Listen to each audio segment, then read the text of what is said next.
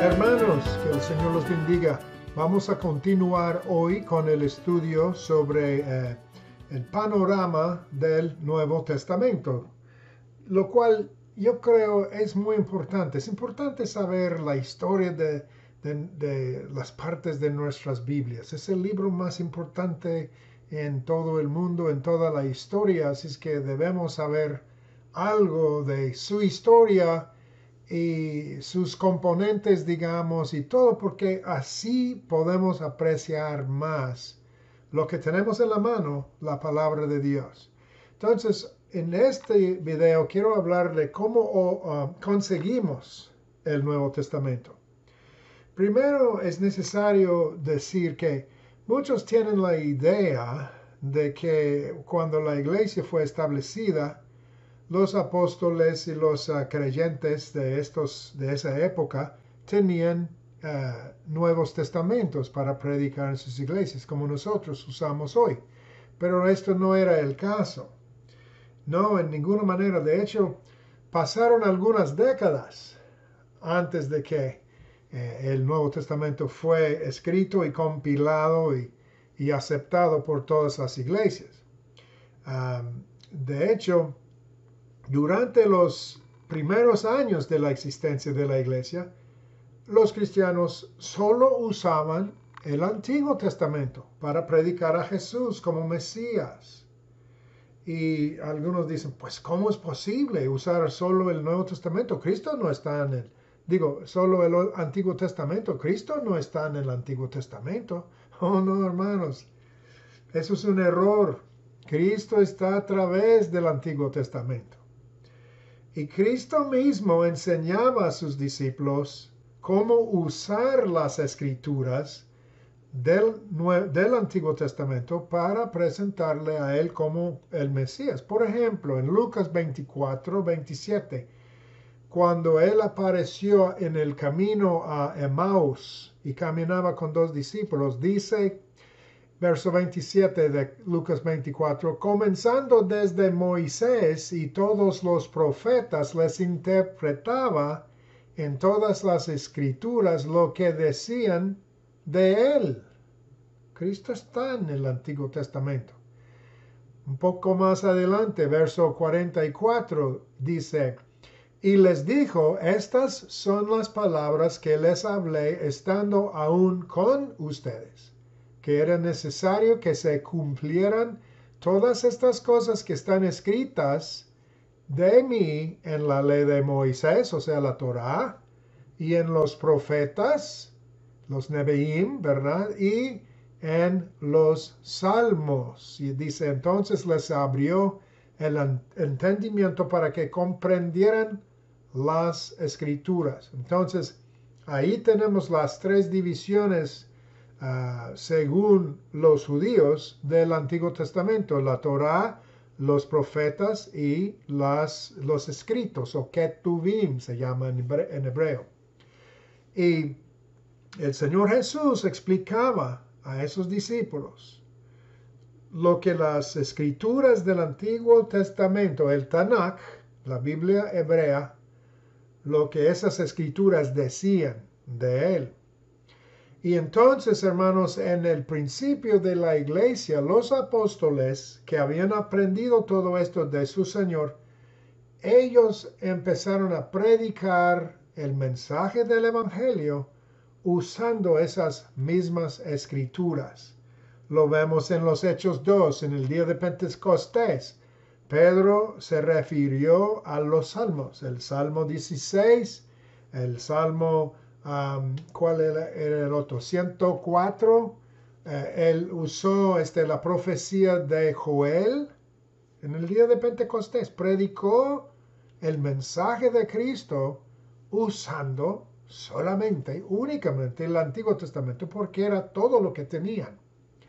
En muchas partes se ve esto, pero por ejemplo en los Hechos 17:3 dice, Pablo entró en una sinagoga a reunirse con la gente ahí y por 3 sábados discutió con ellos basándose en las escrituras. ¿Cuáles escrituras? No existía el Nuevo Testamento. Él usó el Antiguo Testamento. Y luego verso 3 dice, explicando y demostrando que era necesario que el Cristo, o sea, el Mesías, padeciera y resucitara de entre los muertos. Y decía, este Jesús a quien yo les anuncio es el Cristo. Ven, los judíos habían esperado la venida de un Salvador, un Mesías, el hijo de David, por siglos. Pero no tenían ningún concepto de que el Mesías iba a sufrir y morir. No tenían este concepto, ¿no? Su concepto del Mesías era de un rey, uno de los jueces, digamos, que fue ungido por Dios, pero fue un hombre nada más, pero recibió unción del Espíritu Santo para guiar a los ejércitos y al pueblo de Israel para vencer a sus enemigos, etc. No tenían el concepto que entendemos ahora de un Mesías que iba a enseñarnos y hacer milagros y luego morir por nuestros pecados y resucitar. Pero por eso los discípulos tempranos solo tenían que decir que ya llegó la promesa de Dios, el ungido, el Mesías, pero él tuvo que sufrir y él murió y fue crucificado. Y este Jesús de Nazaret es el Cristo o el Mesías, la persona indicada. Eso era su mensaje. Y entonces el Antiguo Testamento fue suficiente y sigue siendo suficiente. Puede usted presentarle a un judío todo lo necesario del Antiguo Testamento. Si no acepta el Nuevo, está bien. Pero ¿cómo conseguimos el Nuevo Testamento? Bueno, lo que pasa es que los cristianos de la primera generación, digamos, después de la muerte y ascensión de Cristo, básicamente esperaban que Jesús iba a volver del cielo, pues en cualquier momento. Y ellos vivían en expectación de la venida, la pronto venida del Señor. Entonces no escribieron nada por décadas, por varios años, ¿sí? Pero cuando los romanos empezaron a ejecutar a los discípulos, los apóstoles, y empezaron a morir, y además la iglesia estaba creciendo y multiplicándose mucho, había más y más gente que nunca había tenido la experiencia de escuchar el mensaje de un apóstol, un testigo ocular que había estado con el Mesías.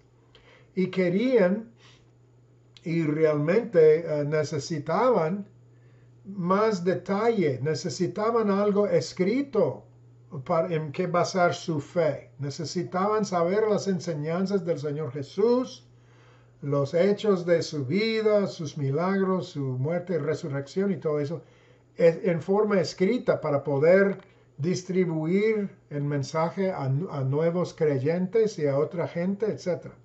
Entonces, por ejemplo, Lucas, quien escribió el Evangelio de San Lucas y luego los Hechos también, dijo esto en Lucas 1, verso 1, dice, puesto que muchos han intentado poner en orden un relato acerca de las cosas que han sido ciertísimas entre nosotros, así como las transmitieran los que desde el principio fueron testigos oculares y ministros de la palabra, me ha parecido bien también a mí, después de haberlo investigado todo con diligencia desde el comienzo, escribírtelas en orden, oh excelentísimo Teófilo, que quiere decir amigo de Dios.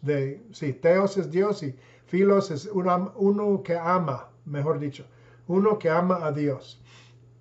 Entonces, no sabemos si Teófilo era una persona real o nada más así. Lucas estaba diciendo, a los que aman a Dios, les voy a escribir los detalles que he investigado de la historia de Jesús. Y luego dice, verso 4, para que conozcas bien la verdad de las cosas de las cuales o en las cuales has sido instruido. Y dice algo por el estilo también en los Hechos 1:1.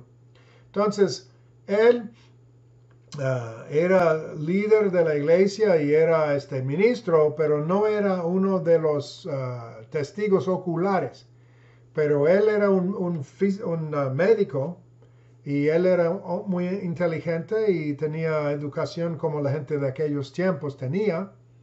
Y él decidió poner todos los detalles en orden y escribir su evangelio. Entonces, lo que se cree es que primeramente el Evangelio de San Marcos fue escrito y es el más corto. Y luego como una década después, como vamos a ver en un momento las fechas, pero después Mateo escribió su Evangelio y luego Lucas y luego por último Juan. Y aunque las epístolas se encuentran después de los evangelios en el Nuevo Testamento hoy, de hecho las epístolas fueron escritas antes que los evangelios. Porque, por ejemplo, Pablo estableció varias iglesias y escribió sus epístolas a esas iglesias para fortalecerlas. Y eso fue hecho antes que los evangelios. Ahora, hay diferencia de opinión en cuanto a las fechas, un poquito por acá o por allá, un poquito de diferencia. No es muy importante exactamente quién fue escrito o cuál libro fue escrito primero, etc. Pero mayormente se acepta y se cree que Santiago probablemente escribió su epístola antes que todas las demás y alrededor de entre 40 y 45 después de Cristo. Y luego se cree que Pablo escribió Gálatas alrededor de 48 después de Cristo. Y luego escribió sus otras epístolas. Pero entonces es o Santiago o Gálatas que fueron los primeros libros del Nuevo Testamento escritos.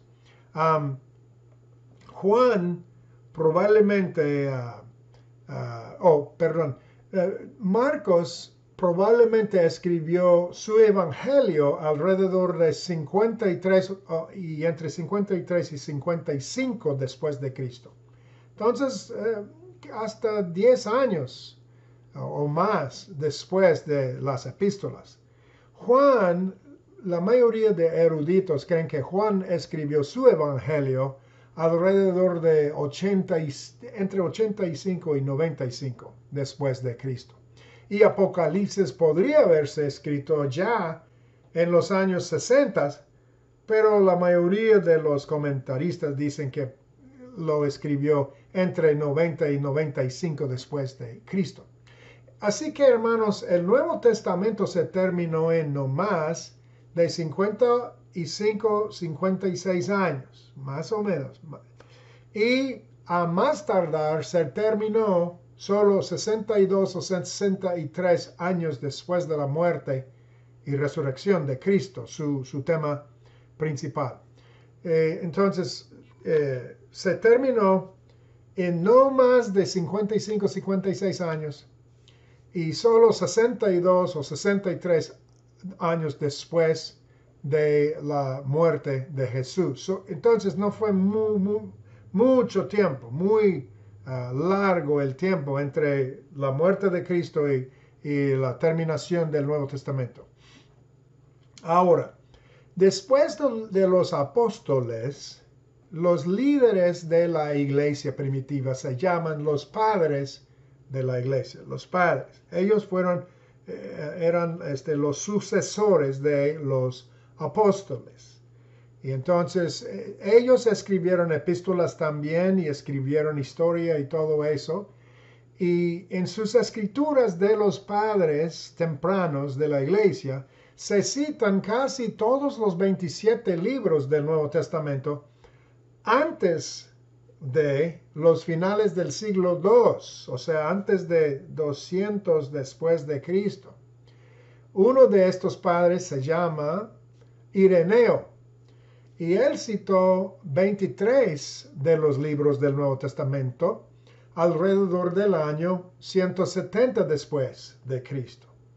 Entonces, hermanos, los 27 libros del Nuevo Testamento fueron reconocidos mucho antes de la época del emperador Constantino, quien reinó en los años 300 después de Cristo, y de la llamada Iglesia Católica Romana.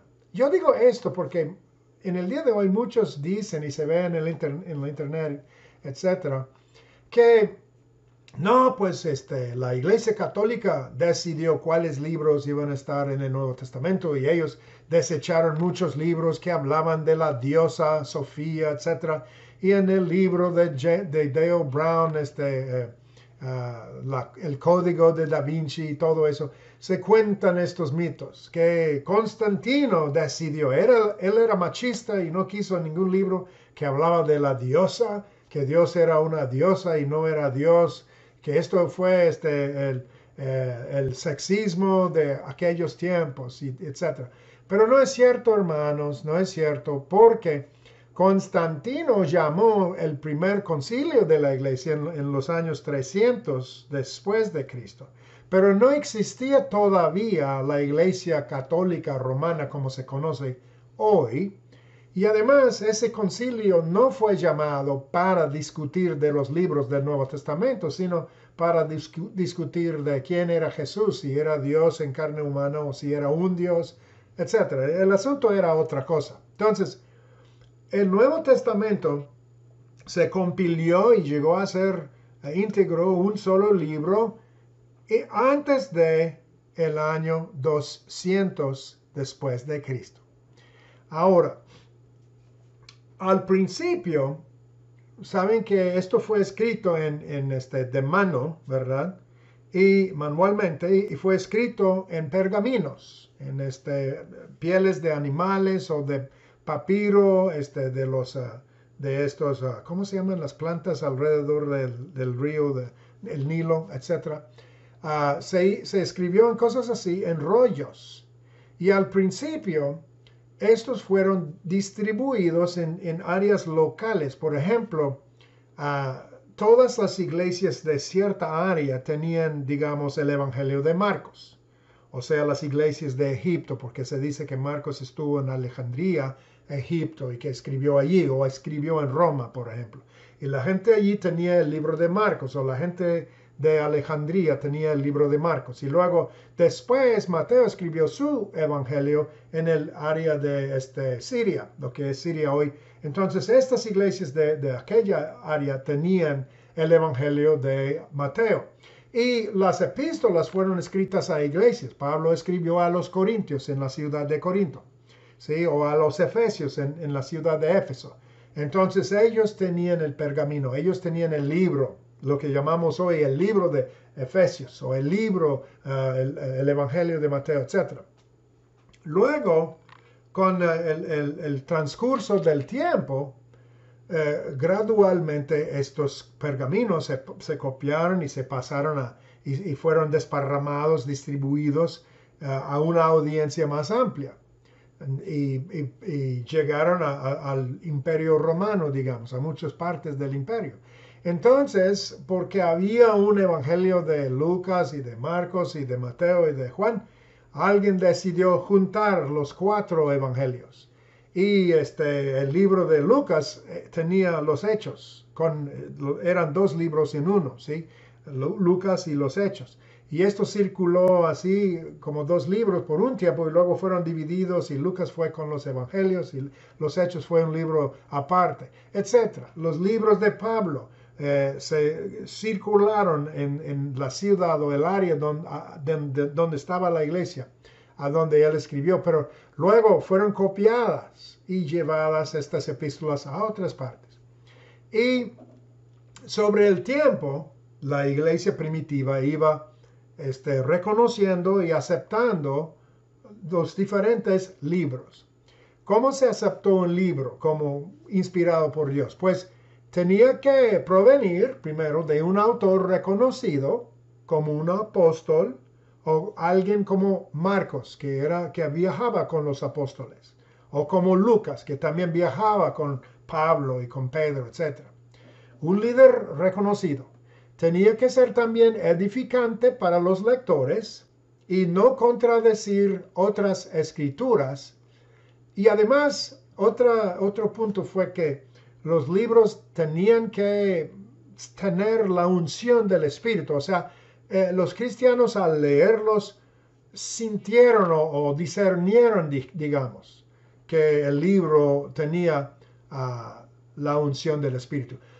Muchos de los libros fueron aceptados rápidamente, como las epístolas de Pablo y los evangelios. Algunos fueron discutidos durante mucho tiempo, Segunda de Pedro y el libro a los Hebreos. Estos dos, la gente discutía por varios años. Y a lo largo de los años, muchos manuscritos se crearon a mano y se esparcieron por todo el mundo conocido. Y esto es una ventaja porque hoy tenemos más de 14,000 fragmentos de manuscritos que fueron copiadas en aquellos años. Y se han encontrado más de 5,700 manuscritos completos del Nuevo Testamento. Entonces, esta gran cantidad de copias nos permite estar seguros de que el Nuevo Testamento que tenemos en nuestras manos es preciso y confiable, porque uno puede comparar, los eruditos, los teólogos pueden comparar los manuscritos y llegar al texto correcto. No tenemos los manuscritos originales y algunos quejan, los escépticos dicen, pues ni siquiera tienen los manuscritos originales, ¿cómo saben que tienen una Biblia correcta? Es cierto que no tenemos los manuscritos originales, pero hermanos, tenemos miles y miles y miles de copias de los originales, en diferentes idiomas, desparramados de diferentes partes del mundo conocido en aquellos tiempos. Entonces, como digo, es posible comparar. Es una ventaja, porque, por ejemplo, digamos que un dictador o un obispo o un líder de la iglesia solo creía de cierta forma, tenía una doctrina favorita y él no aceptó otra versión de la Biblia que dijo otra cosa en contra de su doctrina. Pues si todas las Biblias, las copias, si fueron pocas y estaban en un solo lugar, o si tuvieran los originales, podría una persona haber cambiado el texto y dicho, este es lo correcto, porque así le gustó. Pero en cambio lo que tenemos en realidad son miles y miles de manuscritos y nadie pudo haber hecho tal cosa, nadie pudo haberlo cambiado. Entonces tengo una cita para ustedes. Un hombre que conocí yo personalmente antes de que se muriera fue Norman Geisler, un erudito, un hombre fenomenal. Y él dijo eso. Ningún libro del mundo antiguo nos llega con pruebas más abundantes de su integridad que el Nuevo Testamento. Ningún libro del mundo antiguo. Entonces podemos confiar en el Nuevo Testamento, porque tenemos tantas copias y además las copias no son muy antiguas, o sea, siglos después de las cosas que cuentan, las historias que cuentan. No, de hecho fueron en solo 30 o 50 años, todo fue escrito. Ahora, ¿en qué se basaron Jesús, sus apóstoles y la iglesia primitiva antes de que se completara el Nuevo Testamento? Pues como ya dije, el Antiguo Testamento, ¿verdad? Pero especialmente la versión de los 70. Saben que ya mencioné esto en otro video más antes, que en los años 250 antes de Cristo y hasta 270 eruditos tradujeron la Biblia del hebreo al griego, y eso sirvió mucho porque la gente hablaba griego. Y entonces los apóstoles y el Señor mismo, el Señor Jesucristo mismo, mayormente usaron esa versión. Y entonces esto ayuda porque estaba escrito en griego. Y luego Hablemos un poquito de la traducción al español. Hay mucha información acerca de esto en el Internet, no voy a tomar mucho tiempo. Pero en breve, se sabe que las escrituras fueron traducidas, como dije, al griego, a la Septuaginta, la versión Septuaginta. Y luego de esa versión se tradujo al latín, lo que se llama el latín viejo, porque el latín se evolucionó también sobre los años, como cualquier idioma. Nuestro inglés, nuestro español ha cambiado mucho sobre los años. El latín viejo, unos 200 años después de Cristo, el Nuevo Testamento fue traducido a esa versión de latín y se llamaba el Vetus Latina, y eso se continuó por siglos. Pero un papa de Roma, y en aquellos tiempos el papa era un obispo nada más, otro predicador, otro pastor entre muchos, su nombre era Damaso, y el obispo era obispo de Roma. Él tenía un secretario cuyo nombre era Jerónimo. Jerónimo era un hombre muy sabio, muy inteligente, que había estudiado mucho, y él aprendió el hebreo y por supuesto conoció el griego y el latín. Entonces papa Damaso pidió, o puede ser que es Damaso, no sé dónde está el acento, pero el papa pidió que Jerónimo compilara y revisara las diferentes versiones del latín viejo, porque saben que si todo fue escrito a mano, habían errores y diferentes versiones en cada idioma. Por eso es importante tener tantas copias para comparar. Pero había un poco de confusión a causa de las diferentes versiones en latín, etc. Entonces el Papa pidió que Jerónimo compilara una versión en latín. Entonces él se dedicó, no quiso hacerlo porque dijo, la gente me va a criticar si lo hago. Pero se dedicó y sobre muchos años trabajaba traduciendo el Nuevo Testamento y compilando las versiones que ya existían. Y entonces él trabajaba desde 382 hasta 405 para traducir el Antiguo Testamento. Y antes ya había revisado los evangelios porque existían en latín, pero él los arregló, refinó. Y luego los salmos también. Y terminó en el año 387, entonces el nuevo.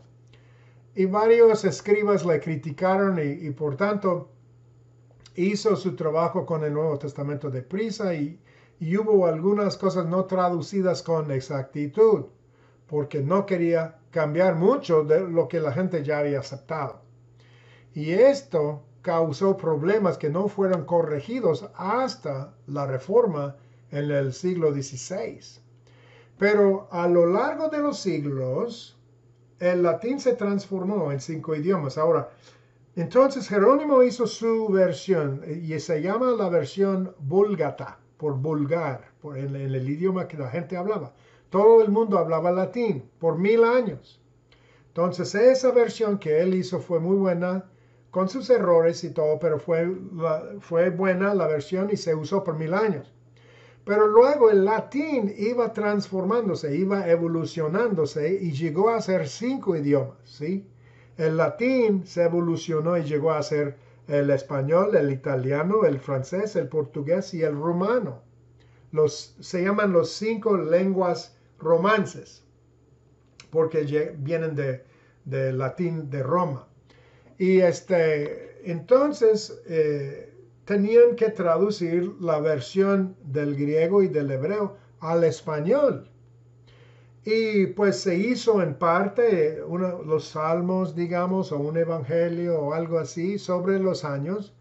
Pero lo más temprano que encontré yo en mis estudios fue que hay algunos textos de la Biblia en español que están fechados en los años entre 1126 y 1142. Un viajero tenía la Biblia traducida al español entre sus posesiones cuando él viajaba. Y aparentemente este autor tradujo directamente del hebreo. Y ahora está en un monasterio que se llama El Escorial de Madrid, España. El Escorial. Entonces esto yo creo que son los textos en español más antiguos que se conocen.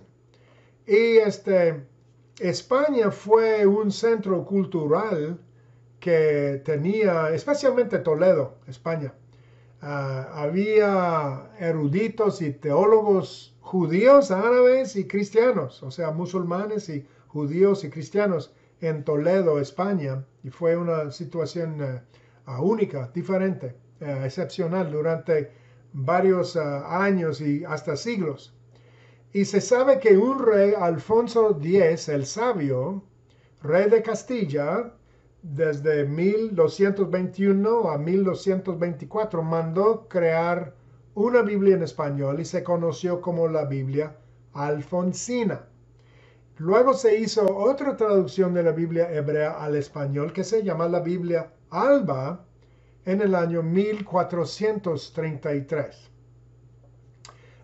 Se hizo una traducción de los Evangelios y las epístolas de Pablo en 1450 y luego otro rey Alfonso ordenó una traducción durante el periodo de 1415 a 1458. Y hubo otra versión hecha por el rabí Salomón, supuestamente un judío que se convirtió a Cristo, que era maestro de hebreo y del español, y su versión tenía el latín y el español en columnas paralelas. Ahora, para terminar, estas traducciones se hicieron antes de todo el tumulto de la Reforma. Cuando la Reforma empezó en los años 1515 por ahí, entonces los católicos de España, la Iglesia Católica, que era la dominante en aquellos tiempos, empezó a sentirse nervioso en cuanto a tener diferentes versiones de la Biblia y traducciones de la Biblia. Entonces se prohibió traducir la Biblia durante estos años. La obra de traducción al español fue parada por la Inquisición, no puedo pronunciarlo bien, pero la Inquisición y todo este tumulto a causa de la Reforma y las diferentes ideas de la gente durante este periodo. La Iglesia Católica prohibió la traducción de las Escrituras y de hecho si alguien se encontró con copias de las Escrituras podría sufrir persecución, tortura o hasta la muerte. Los llamados monarcas católicos Fernando e Isabela expulsaron a los judíos y musulmanes y a la vez todos los protestantes de España durante su tiempo. Sí, Fernando e Isabela, los que mandaron a Colón, Cristóbal Colón a las Américas. Ahora, pero fue durante este periodo de uno que se llamaba Casiodoro de Reina, que era un monje del monasterio Jerónimo de Isidoro del campo de Sevilla. ¿Sí? Él tuvo contacto con algunos reformadores, algunas ideas de la reforma, digamos, a través de algunos luteranos que habían llegado a su área de Sevilla, España. No solo él, sino otros de los monjes hablaban con estos luteranos. Entonces, empezaron a aceptar las ideas de los protestantes y ellos pues dijeron que era necesario traducir la Biblia a los idiomas de la gente. Pero cuando Casiodoro de Reina, cuando estaba él aprendiendo estas cosas, las autoridades eclesiásticas de aquella área se enteraron, ¿sí?, de todo esto, de que algunos monjes estaban estudiando con luteranos y etc. Entonces tenían que huir estos monjes, 12 monjes, Reina y algunos otros monjes de este monasterio, tenían que huir de Sevilla, España, y se fueron a Ginebra, Suiza, donde Juan Calvino y sus iglesias estaban, porque esto era como el centro de la Reforma. Entonces fue allá por un tiempo y unos 12 monjes huyeron, pero 22 habían aceptado estas ideas y muchos fueron quemados a la estaca. Pero Casiodoro de Reina escapó. Pero no le gustó mucho el ambiente religioso en Ginebra, y fue a Londres. Y allá él pastoreaba a protestantes españoles, pastoreaba una iglesia. Y empezó a traducir la Biblia al español. Pero el rey Felipe II de España ejercía presión para su extradición. O sea, él dijo al rey de Inglaterra que lo expulsara, que lo ¿cómo dijera? ¿Cómo se dice? A España. Y por eso Casiodoro de Reina tuvo que huir otra vez y fue a Amberes, así se pronuncia, Amberes. Y luego a Frankfurt, Alemania, Orleans, España, y Bergerac, España. Y en todos estos pueblos, en estas ciudades, él continuó su trabajo de traducción y usaba la versión Vetus Latina, el viejo latín, y la Biblia hebrea. Entonces este hombre fue muy inteligente, conoció los idiomas, ¿sí? Y usaba otra versión que se llama la versión Ferrara, versión ladina, de los judíos de España, los sefardíes. Y también la versión de los masoretes, que es más común, ¿sí? Para el Nuevo Testamento usó la versión griega hecha de Erasmo de Holanda. Erasmo es una persona muy interesante, un humanista, famoso humanista, que escribió y él batalló con Lutero. Bueno, tuve que leer sus libros en el seminario. Pero Erasmo tradujo toda la Biblia, hizo toda una Biblia, un Nuevo Testamento en griego. Y entonces Casiodoro de Reina estudiaba todas estas versiones y el Nuevo Testamento de Erasmo, etc. Y él hizo su traducción al español y fue publicado, su traducción fue publicada primeramente en 1569 en Suiza. Y luego, poco después, en 1602, un amigo de Reina, Cipriano de Valera, que también era monje del mismo monasterio, ¿sí? de Reina, él hizo una revisión, ¿sí? de la versión de Reina. Entonces, por eso ahora se llama la Biblia que usamos mayormente en nuestras iglesias evangélicas, la versión Reina Valera. Yo siempre pensaba que era una reina cuyo apellido era Valera, pero no. Son dos apellidos, Casiodoro de Reina y Cipriano de Valera.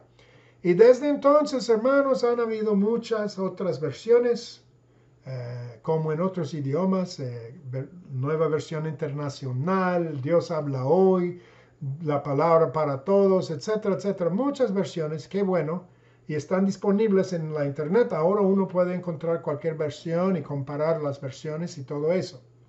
Y después, Reina murió en Frankfurt, Alemania, donde trabajó como comerciante de seda para mantener a su familia.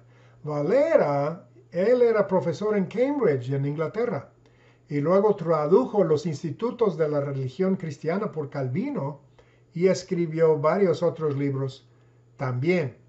Ahora, entonces es muy interesante la historia de cómo conseguimos el Nuevo Testamento.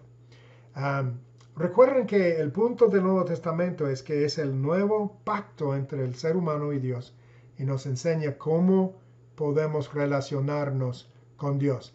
En los siguientes videos vamos a dividir el Nuevo Testamento en diferentes partes. Vamos a ver los evangelios y luego las epístolas de Pablo y las generales y el libro de los Hechos aparte también y un poquito de la historia del Nuevo Testamento y luego terminaremos con el libro de Apocalipsis. Espero que hayan aprendido algo y que me hagan comentarios o que me manden emails o algo así para yo saber qué están aprendiendo o si tienen una pregunta o una petición de oración, háganmelo saber. y hasta la próxima vez. Que el Señor los bendiga.